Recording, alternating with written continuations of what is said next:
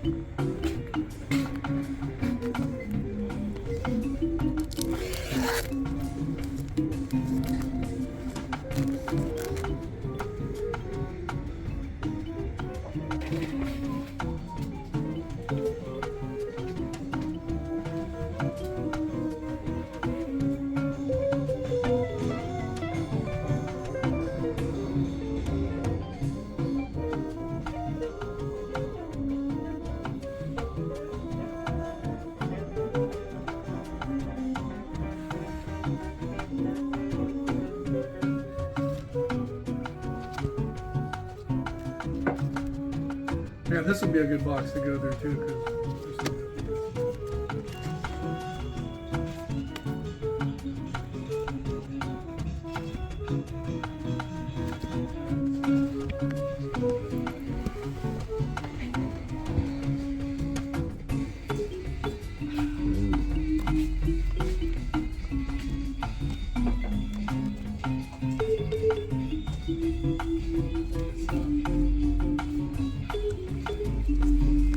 Just be like, oh, hey, guess what? Did you have a comment?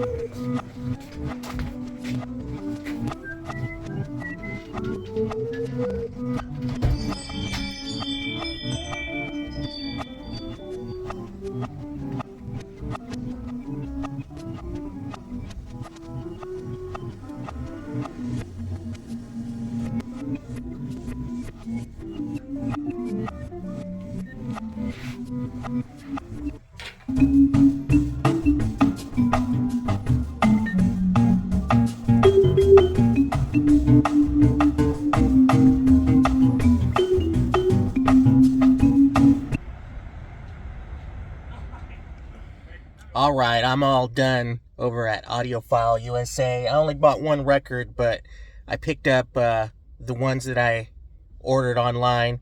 Now I'm headed to Pasty Kitchen to go eat some meat pies.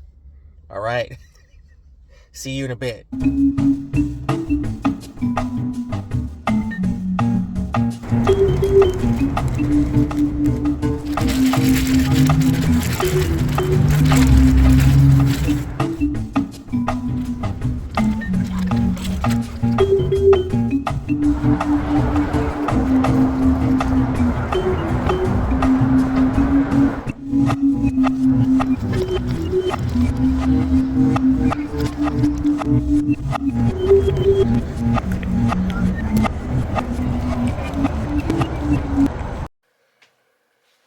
Yeah, those were some tasty, tasty pasties over there. Meat pies at Pasty Kitchen in the city of Los Alamitos. If you're ever down there in that area out here in Southern California, you should check it out. After checking out AUDIOPHILE USA, really cool store. I found AUDIOPHILE USA when I went to the OC Record Show. I've got a video on the OC Record Show. I'll leave the link to that in the description to this one. Great record show, and AUDIOPHILE USA was there. They had a really cool selection. I bought an Amy Mann record and a Rolling Stones mono record, and I think a Martin Denny record. But really curious, you know, you're gonna name your store AUDIOPHILE USA. You know, what does that really mean? Especially to the VC, audiophile can be such a objective, you know, word or meaning. And what does that mean? You know, what kind of records do they have there? Is it just a bunch of, you know, $80 to $150 reissues or, you know, stuff like that? No, as you guys all saw in the intro video there, they've got everything. And price ranges, I mean, they've got stuff that's $500. They don't just have stuff that's $5. Audiophile reissues, they've got tons and tons of first pressings. And, you know, the prices are good for everybody. Really cool spot over there. It's tucked away kind of like in an industrial area, so it's not a record store that's in a strip mall, but it's tucked away. And if you have the chance to go there, I highly recommend it. They do orders online. You can look them up online, AUDIOPHILE USA. They ship. You can see their entire inventory online, and they've got new stuff all the time. And like I said, the price ranges are fit for everybody. You know, there's thrift store prices there. Well, I shouldn't say that because thrift store prices aren't what they used to be, right? There's you know, things in like the $5 range. And that day, Mark, the owner, had a limited edition Radiohead box set, and that was going for $500. All his prices are fair. You know, look him up on Discogs, and he's within that range. I would say even lower. I mean, I would say he's like much lower in range. They buy records. I've sold a lot of records to Mark and AUDIOPHILE USA. I've sold, you know, a few UHQRs and some other, you know, audiophile releases. But if you're there to flip and find something, you know, old and rare, I mean, that'd be a great place to go. The shop, it's very small. You know, it's kind of typical of a small LA record shop, or, you know, small record shop. You know, a few bins. They had bins underneath, bins that you could pull out. The wall looked really cool. They also have a big inventory in the back. I mean, the place is stacked. I highly suggest you look them up online. And when you come out here to Southern California, if you have a chance, check them out. I mean, first of all, I bought a Grail here, guys. I got a Grail at AUDIOPHILE USA. And I'll show you at the end of the video what I bought. And I purchased this Holy Grail online on their website, and you can have things shipped to you, or you can go over there and just pick them up. I thought I'd just go over there and pick up my Grail and then do some flipping, and that's what you saw in the video in the beginning. And let me show you what I bought while I was flipping. So first thing I got is they had a no name over there, unopened. Yeah, when this came out, when this was released, I was going through some stuff, and I thought I missed the boat on it. You know, I never even heard it. I never streamed it. And no, they're readily available. They're, you know, you can find them on eBay. I think Walmart even has some copies. But AUDIOPHILE USA had this copy, and I said, why not buy it here and finally have it in my collection? And like I said, I haven't even heard it up until now. And man, what a great, great Jack White album. I am a fan of his solo work, you know, not as much as his work with the White Stripes, but I do like his solo work, even though, you know, most people think it's a little wacky.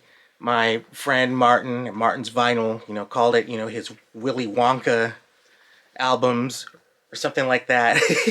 I like Lazaretto. I really like that album. I have that CD somewhere. Great album. I remember when that came out, that's when he headlined Coachella and started doing the whole blue motif that he always does. And which brings me to this. This one is bare bones. I mean, this is just more, you know, basic blues, garage rock. Yeah, a little more like his White Stripe stuff. Definitely a lot different from his last Willy Wonka albums.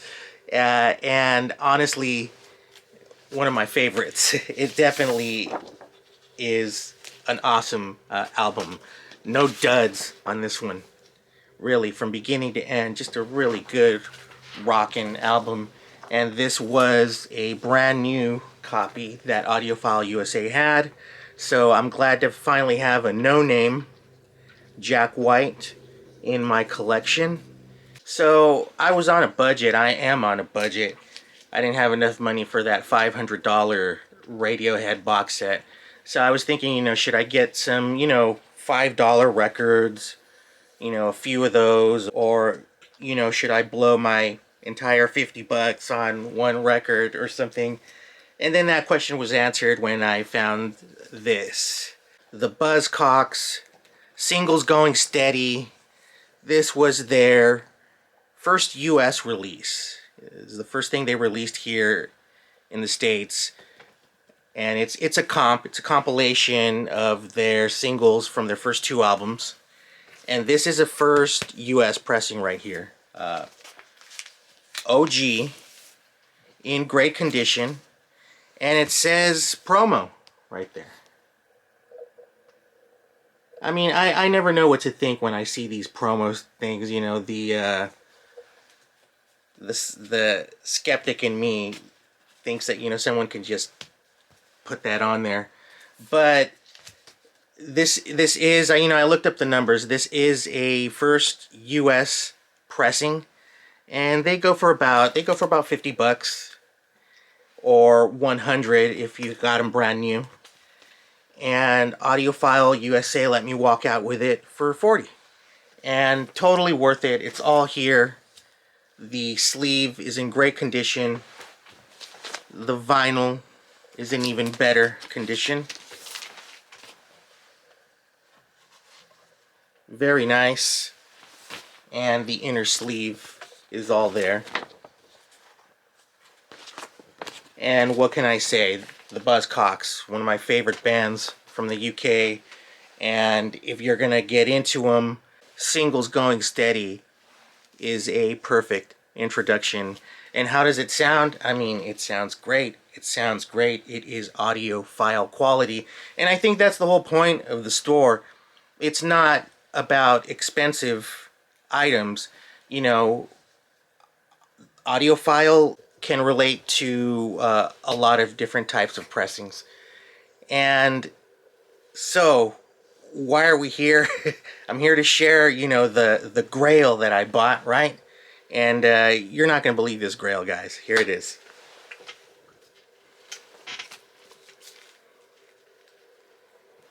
Oh yeah, guys.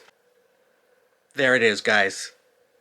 An original 1980 Star Wars book and read-along record in the shrink wrap, okay?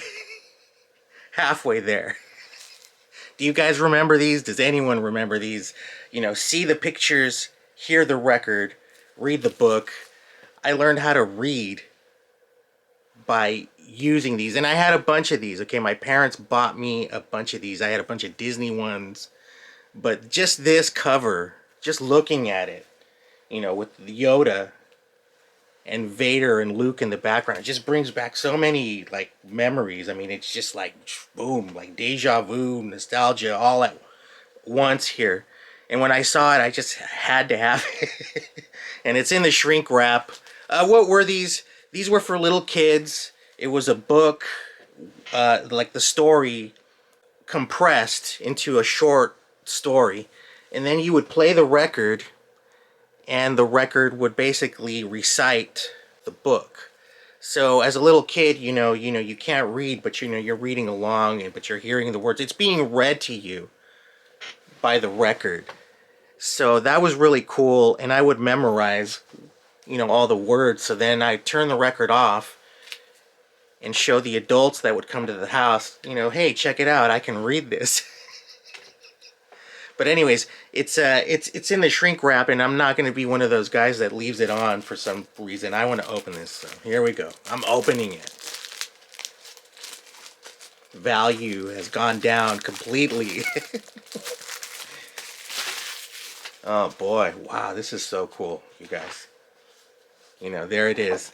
The whole story of Empire Strikes Back, but compressed into this little book. And the record was, the story being told. It was all these words. So the record was basically telling you the story.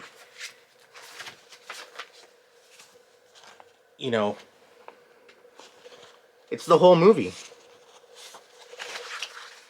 So you'd put the record on, and the record would basically recite all of these. So older kids would, read along.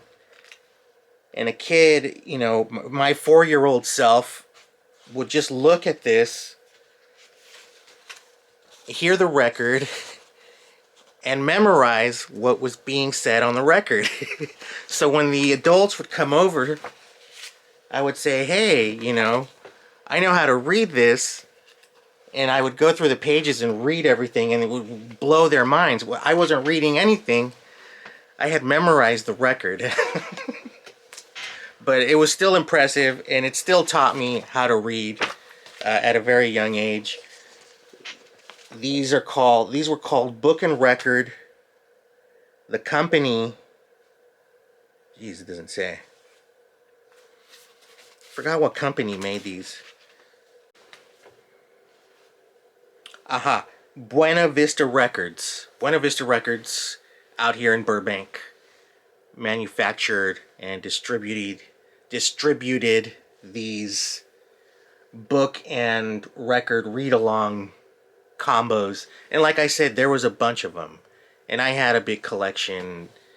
And I've seen a bunch of collections of them online on eBay where someone's selling, their entire collection. And, they're not worth, a whole bunch, but just for memory purposes, they are worth a whole lot to me.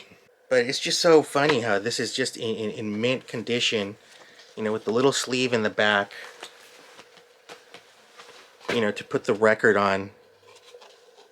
And look at that logo. I know some of you are thinking, you're like, that's not a fucking Grail, you dork. Okay, so it brings me to this, AUDIOPHILE records, can be anything, and a Grail can be anything to anybody. This is a Grail to me, and I will cherish this forever. Haven't heard it. I don't think I need to play this to know what this says anymore, but I will play it, and it'll be fun to relive all of this. Anyways, guys, AUDIOPHILE USA, check it out. Go online. They also have an Instagram page where they show all their new releases. And thank you for watching this video. See you next time. Hey, so like I mentioned before at the beginning of the video, I started making this video before the fires started out here, and you know, they happened, and I kind of lost track of this video, and now I'm finishing it up. First of all, thanks to everybody who's reached out to me on social media.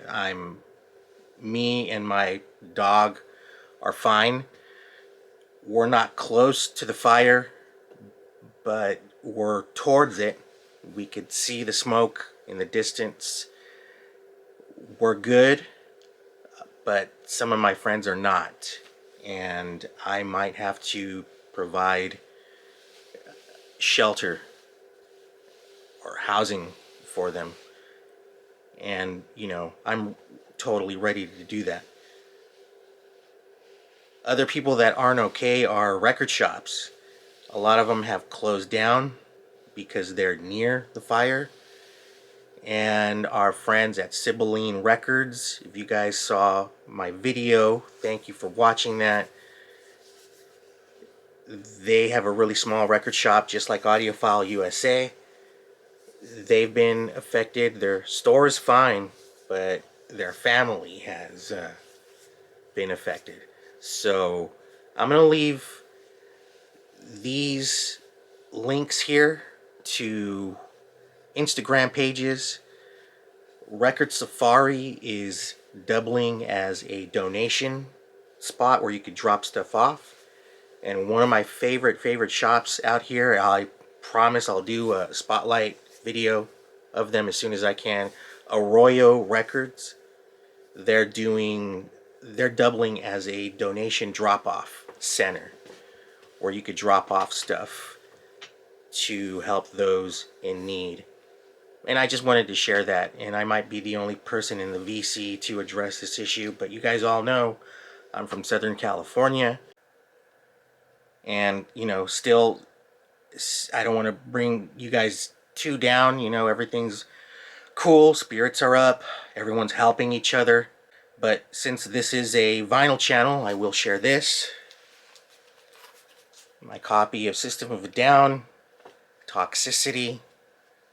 Yeah, it has become extremely toxic over here. Not just the atmosphere, weather-wise, but up here too. There's a lot of negative stuff going on in the world regarding this issue. Right now is not the time to point fingers. It's a time to lend a hand. You guys, seriously. Thanks for watching. I'll see you soon.